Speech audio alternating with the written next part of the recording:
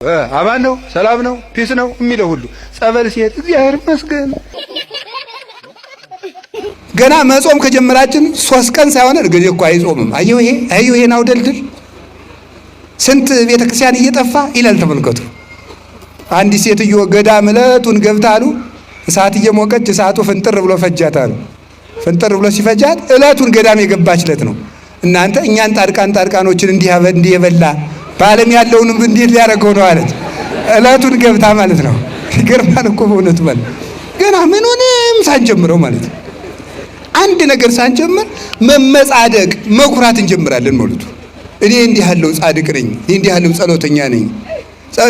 ጸበልጅ ብዙ ገዳማት አውቃለሁ። ብዙ ገዳም ነው የምታውቅ እንጂ ገዳማዊ አይደለም። ብዙ ገዳም ልትዞር ትችላለህ፣ ግን ገዳማዊ ግን አይደለም። እንኳን ጸሎተኛ ልንሆን ስለ ጸሎት እንኳን እውቅና የለንም።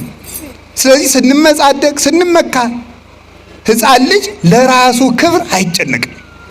አሁን ዓለምን የሚያፋጀው ምንድን ነው? ለራሱ ክብር መጨነቅ ነው። ሁሉም ሰው የኔ ዘር ታላቅ ነው ይላል።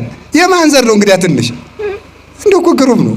ሁሉም ሰው የኔ ዘር ትልቅ ነው። ሁሉንም ሰው ስሙት ማለት እኛ ኢትዮጵያውያን ደግሞ ስትሄዱ እኛ ሶማሊያውያን፣ ቀጥል እኛ ናይጄሪያውያን፣ ቀጥል እኛ ሞሮኮውያን፣ ሁሉም ማለት ነው።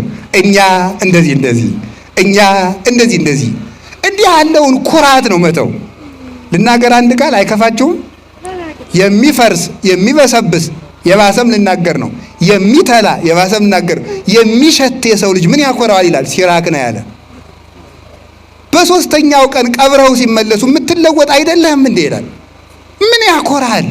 ቁም ነገር አይደለም ኩራታችን።